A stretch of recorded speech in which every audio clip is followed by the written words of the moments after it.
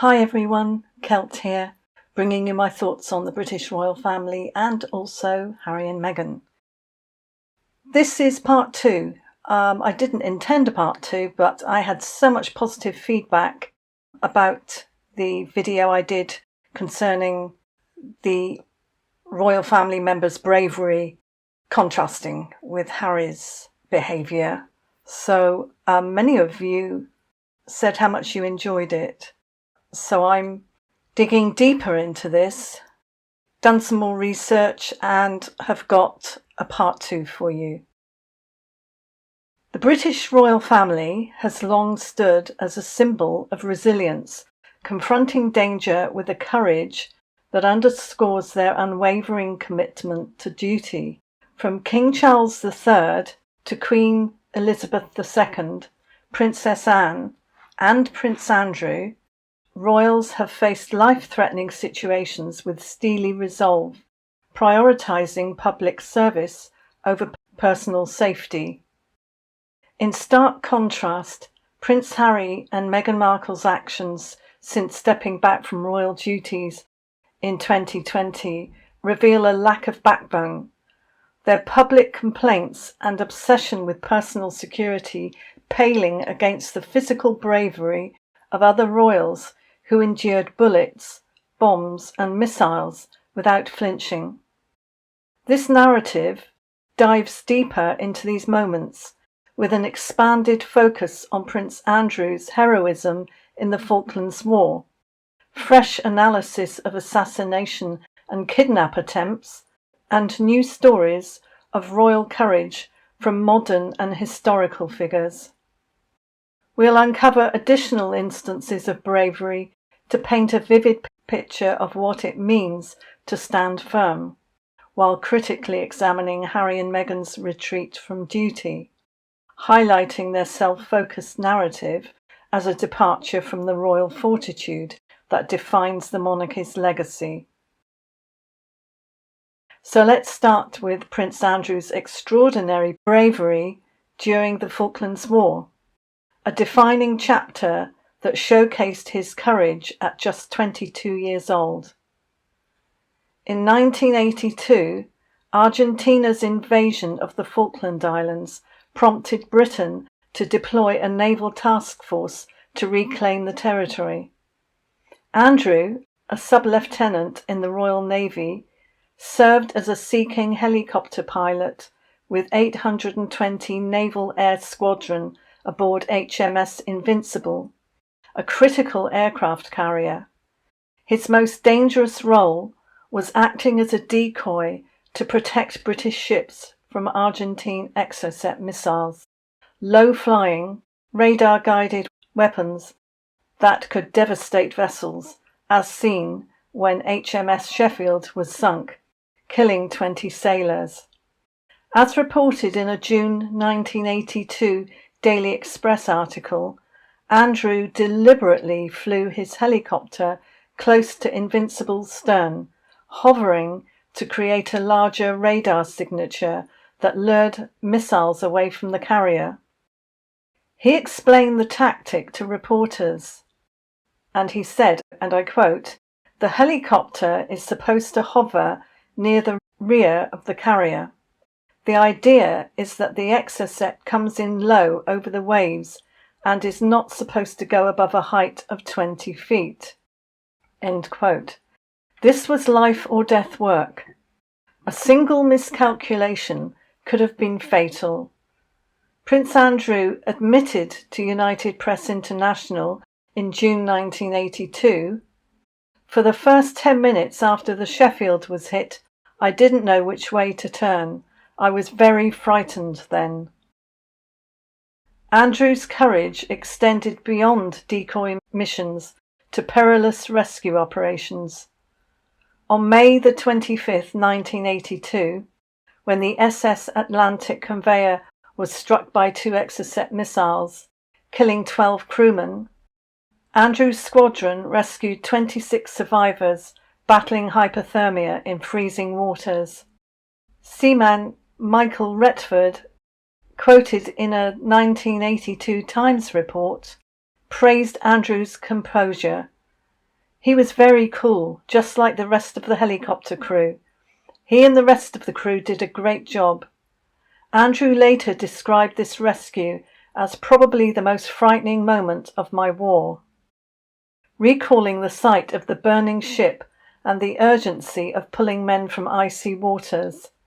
He also faced risks from friendly fire, telling journalists his helicopter was locked onto 3 times by the Royal Navy Seawolf missiles, noting, "It really makes the hair stand up on the back of your neck."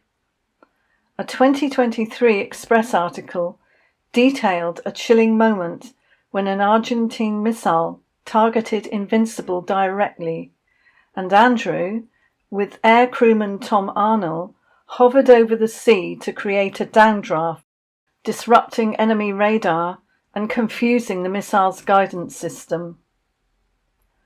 The ITVX documentary The Real Crown 2023 highlights Queen Elizabeth II's deep anxiety about Andrew's deployment, given he was second in line to the throne.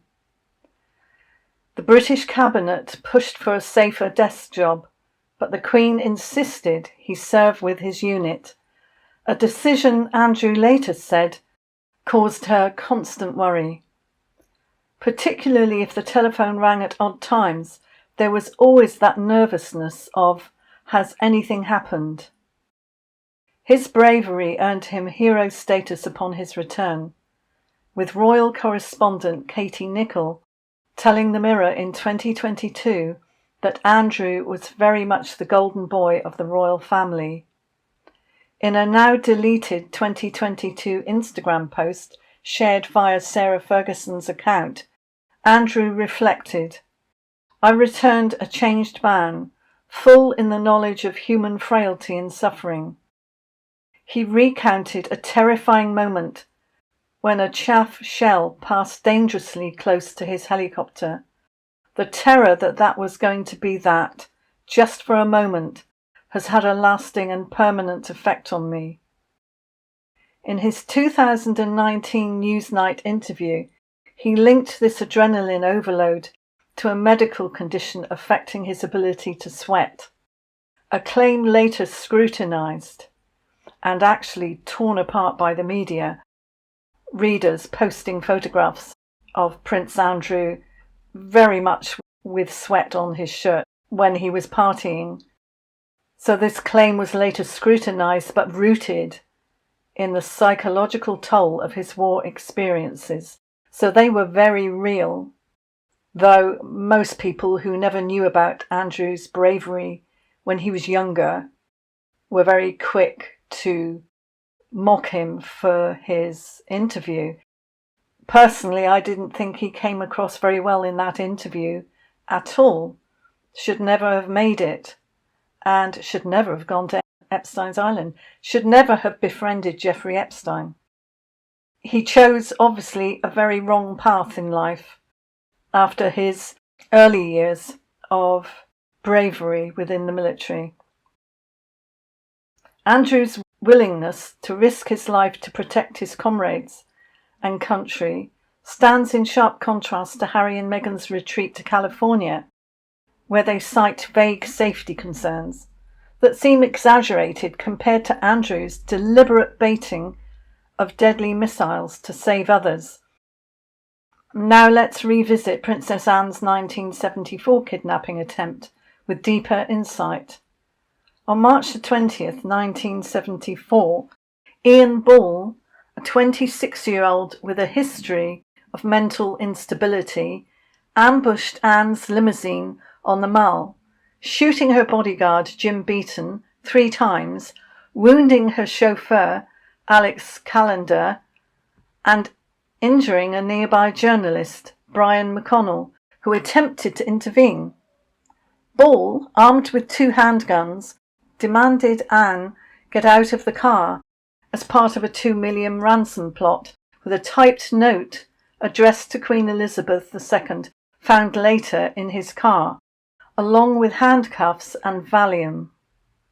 Princess Anne's response was defiant and calculated, Not bloody likely, she said. She engaged Ball in a verbal standoff, refusing to comply even as he pointed a gun at her. Buying time, she said in her interview that she was chatting to him to buy time until a passerby, Ronnie Russell, who just happened to be a boxer, professional boxer, punched Ball and police subdued him. Beaton, in a 2020 Times interview, revealed the woeful state of royal security. He had no backup vehicle, inadequate training, and a gun that jammed after one shot. Anne's composure under such chaotic circumstances, knowing her protection was severely limited, was extraordinary.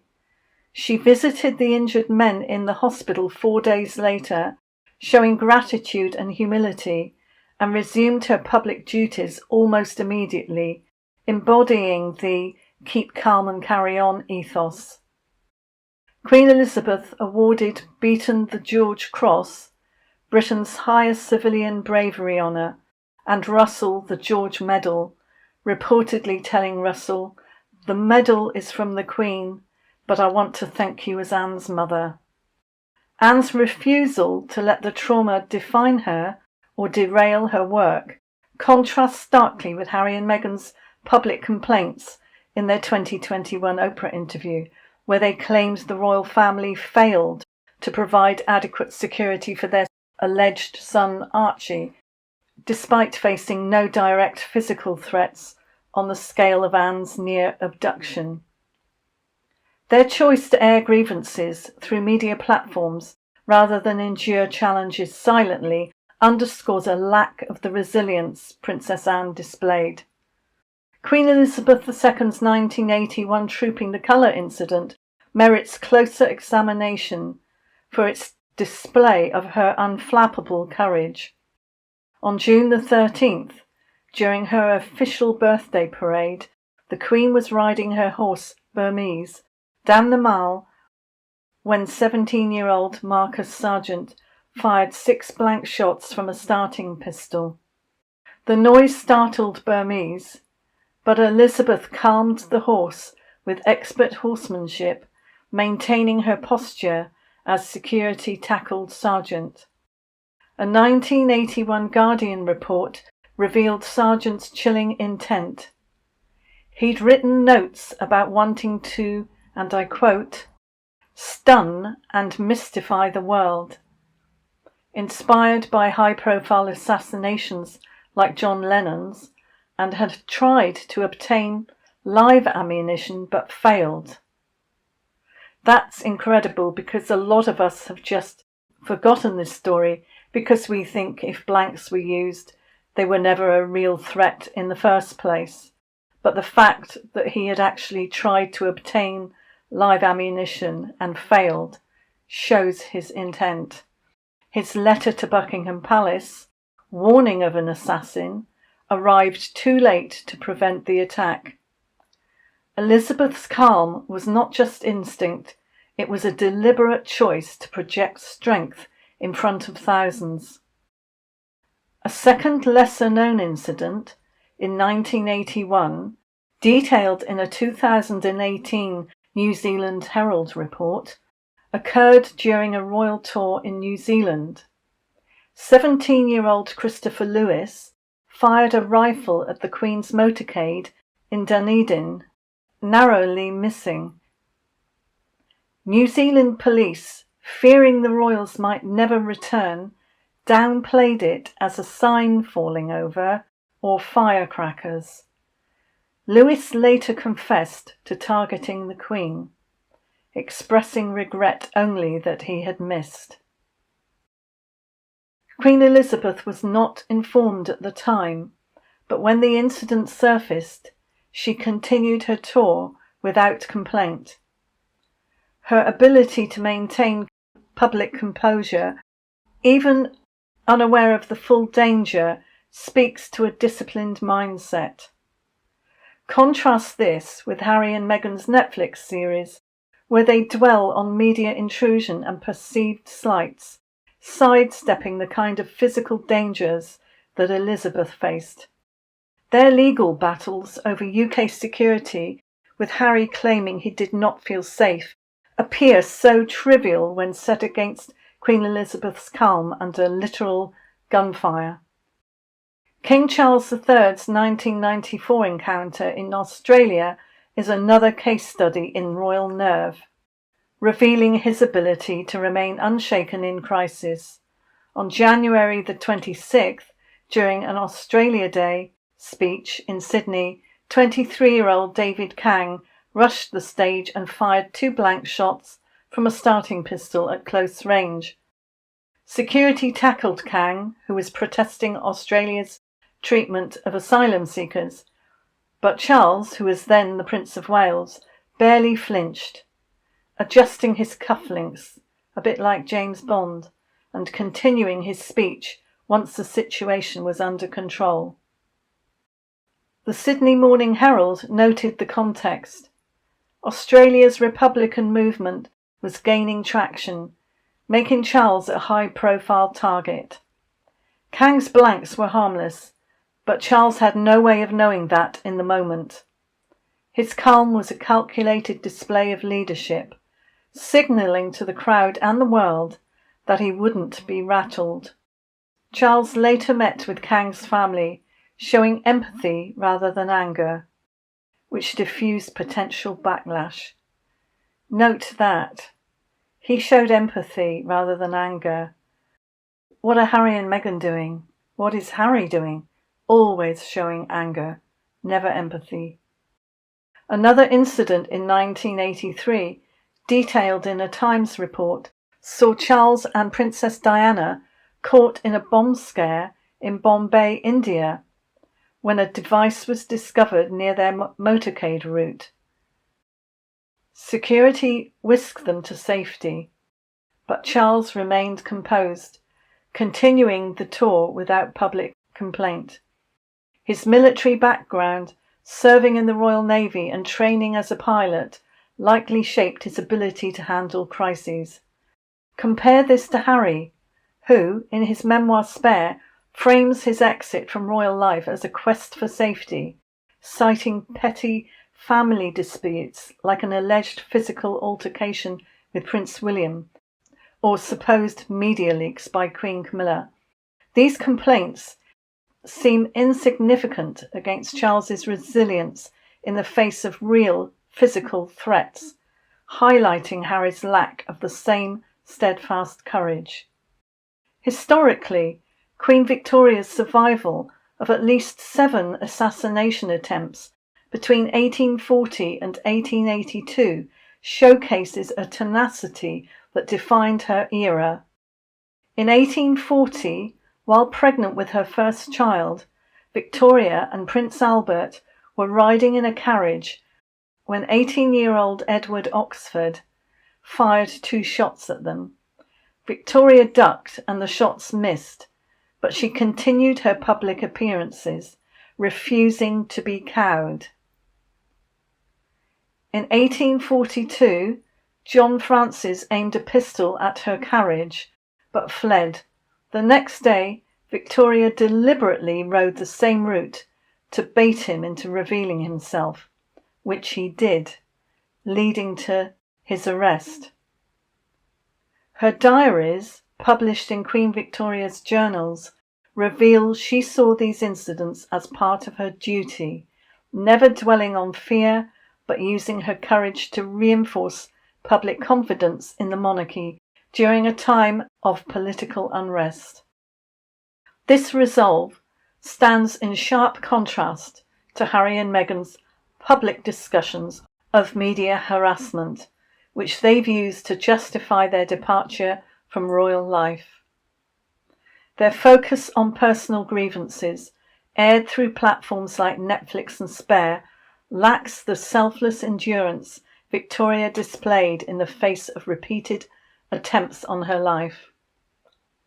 King George VI, Queen Elizabeth II's father, displayed remarkable courage during World War II, further enriching the royal legacy of bravery.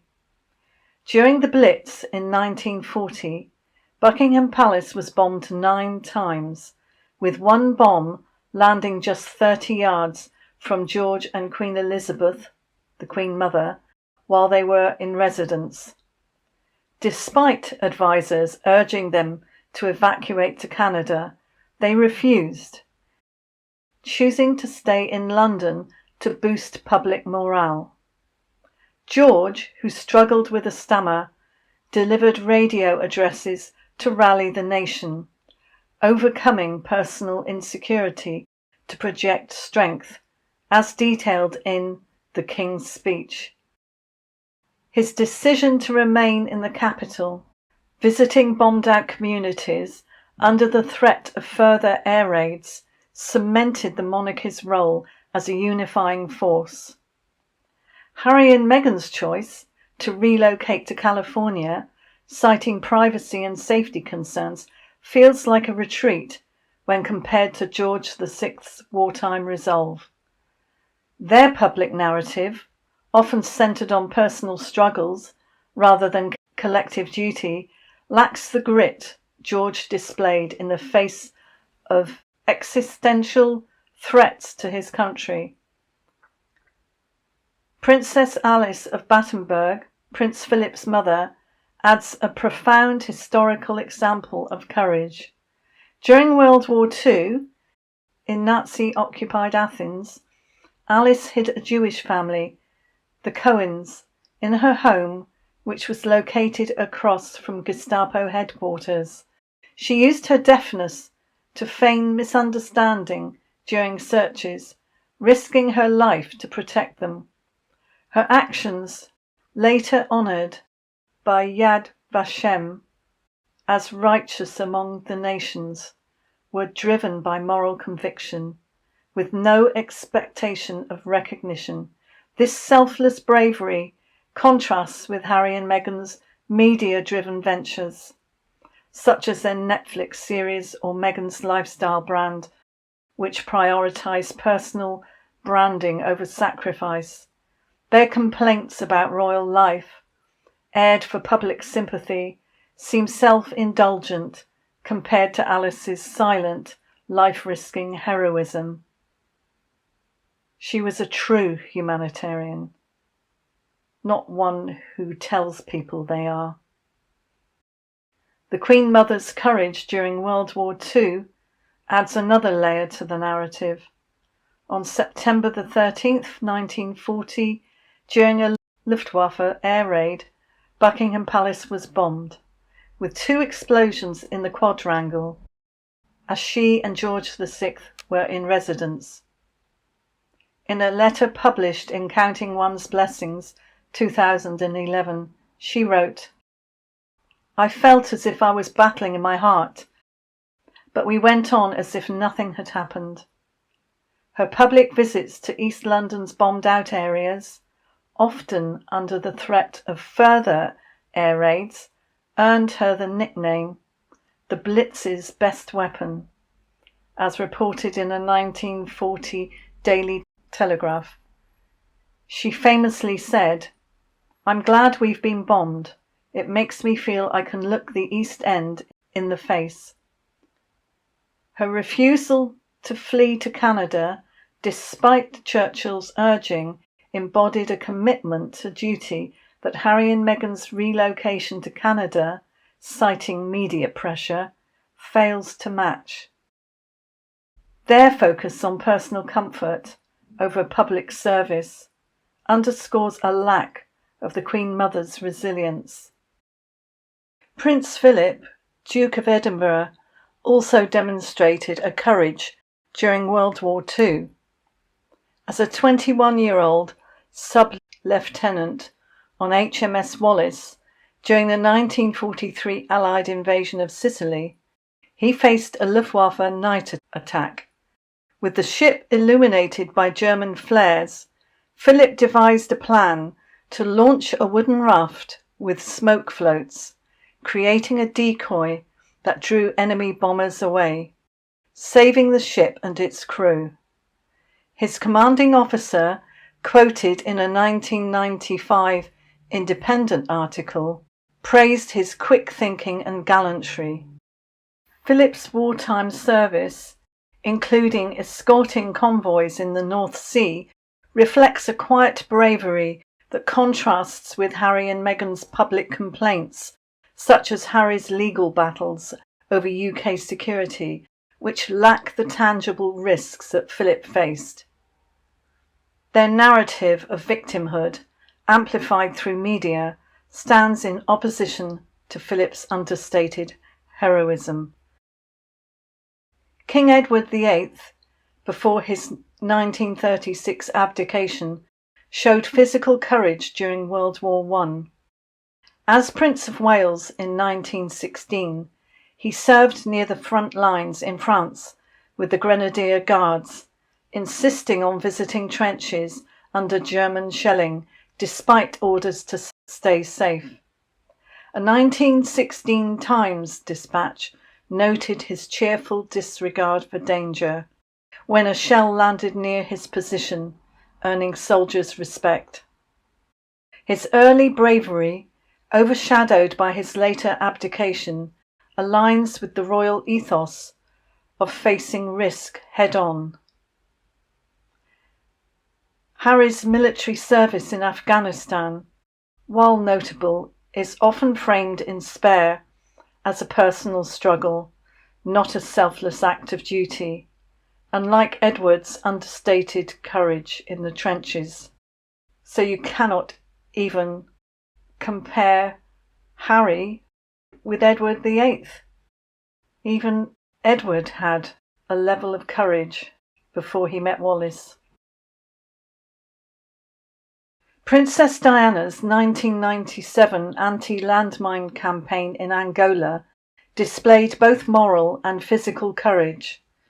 Walking through a live minefield in Huambo, guided by the Halo Trust, she drew global attention to the issue despite Foreign Office warnings about the risks. A 1997 BBC report captured her saying, "I'm not a political figure. I want to do good." Her hands shook, but she proceeded, knowing one misstep could be fatal. Post-divorce, she faced intense media scrutiny, yet persisted, unlike Meghan, whose advocacy avoids such physical danger, focusing instead on media-driven narratives that prioritise personal branding. Diana's willingness to risk her life for a cause contrasts with Meghan's safer, less tangible efforts, which often seem designed for public acclaim rather than impact. Additional incidents further enrich the modern royal narrative. In 1970, during a train journey through New South Wales, Australia, Queen Elizabeth's carriage struck a log deliberately placed on the tracks, nearly derailing it, as reported in a 1970 Sydney Morning Herald. The driver braked in time, and Elizabeth continued the tour without fuss, her composure unshaken. It was said that if the train had been going its usual speed, quite a bit faster, it would have derailed the train, and the Queen and Prince Philip would likely have been killed. In 1982, when intruder Michael Fagan broke into her Buckingham Palace bedroom, Elizabeth engaged him in conversation for 10 minutes until help arrived, despite him holding a broken ashtray, as detailed in Times accounts. Her calm under such an intimate threat underscores a steeliness Harry and Meghan have not mirrored. Princess Anne's 2008 visit to Afghanistan, meeting British troops under Taliban threat, earned her respect among military personnel, as reported by The Telegraph. Her no-nonsense demeanour and commitment to duty, even in a war zone, contrast with Harry and Meghan's sporadic charity appearances, overshadowed by media ventures.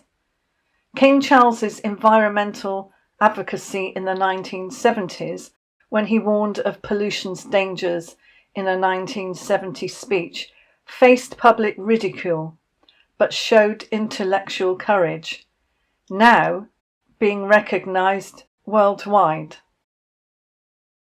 In 2010, Charles and Camilla faced a violent student protest in London. Their car was attacked with paint and bottles, yet Charles remained composed, attending a Royal Variety performance afterwards, as reported by The Guardian. Harry and Meghan's public narrative starkly lacks this courage.